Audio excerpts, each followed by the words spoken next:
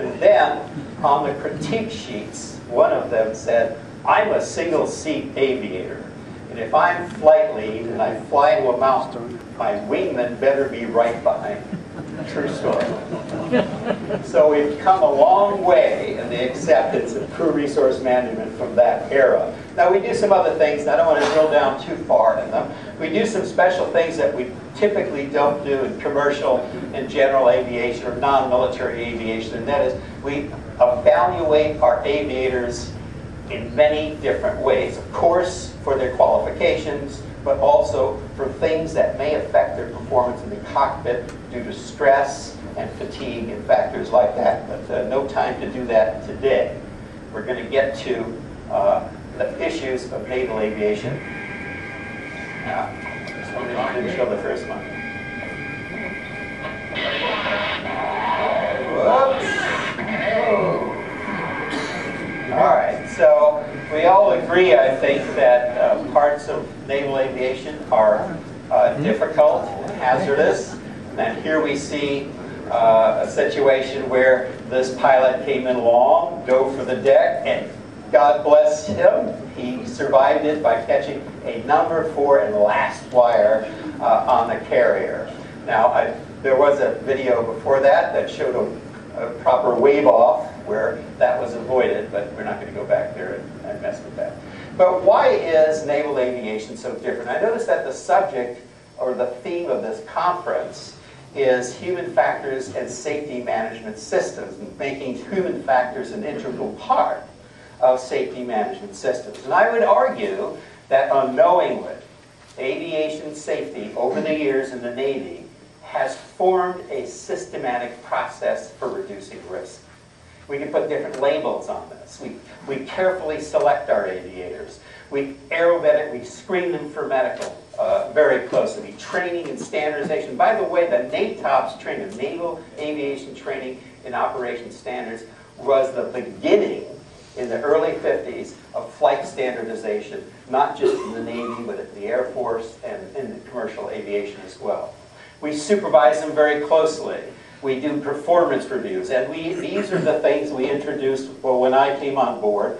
One of them is human factors reviews, where we actually had accidents where a pilot, for example, was up all night with a newborn baby, and then was taking a test flight the next day with his commanding officers, the wingmen, and he was being given a qualification flight in the Harrier jet, which is an extremely difficult flight regime jet, and he crashed in part because of the fatigue level and stress that was on him at the time. So we began to look at these kind of mushy things that were hard to put our finger on, we call human factors. And that is, we looked at human factors not from the perspective of engineering, which I was trained to do, but from the perspective of human performance. What are all the things that can affect a pilot's performance in the cockpit? Wow! The pilot's affected by their skill and their qualifications, the recency of their training, their workload and new technologies, by their fatigue level, their stress level, holy smokes, you've got all of these things that change the state of the pilot when the pilot sits with a different crew and so on. So it got pretty complicated. So we started looking at all of these various human factors. And lo and behold, we thought we had it solved. We introduced high qualification standards, pilot screening, crew resource management, so pilots can communicate a little better. The thing we forgot to look at was the command structure itself and the way the organization was run, how the organization used resources, how the organization, squadron, selected the pilot and the crew for a specific flight. Whose fault was it that a pilot that was overstressed and fatigued was in the cockpit in the first place? In fact, that particular pilot complained to the physiologist at the squadron that he had probably not had enough sleep, and he was very fearful of taking this flight. Well, then someone told him, well, you know, you could take yourself off the flight schedule. No, I don't want to do that. He didn't want to wimp out, okay? So that's part of the culture. So we had this accident in 1996 with which was the result of a pilot that was a known marginal performing pilot. He actually was a naval flight observer, not flying, crewman, and decided to become a pilot. So he went back to flight school, didn't quite have the aptitude and qualifications. He was the bottom of the class, the very last and lowest score in the classroom of pilots that were retreading from NFOs to pilots. He arrived in squadron and proceeded to accumulate an extremely poor record of performance. So bad that he actually had a major accident, lost an aircraft and survived it, but was kind of exonerated because there was some ambiguity as to what caused the accident. And then he went on to fly in that squadron to the point where other now new naval flight observers refused to fly with him because of his decision-making and a lack of air discipline.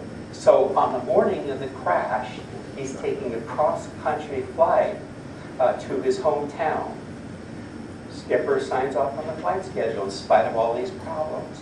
Takes a cross-country ferry flight to his hometown in Tennessee, and after he visits his parents there, asks his parents to come to the airport to watch his takeoff. He decides to do an impromptu air show where he makes a high-angle takeoff, flies into the clouds, is disoriented, comes down, and crashes into a housing complex and kills civilians. Now this got a lot of attention in the Navy.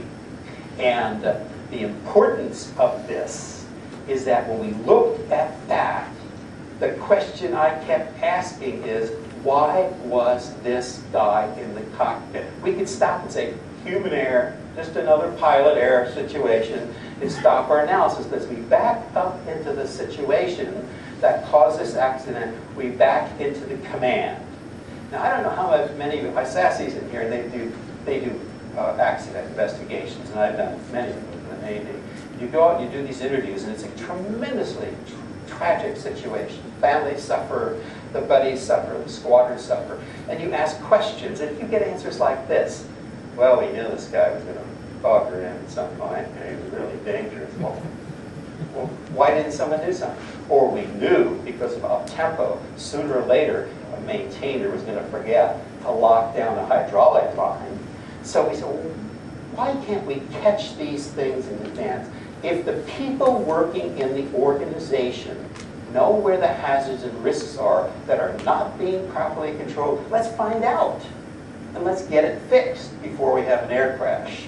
And so what we started to do was to look at the other kinds of accidents, major disasters. And to do that, I joined forces with a professor up at UC Berkeley, who was an expert in natural and man-made disasters and how they were managed.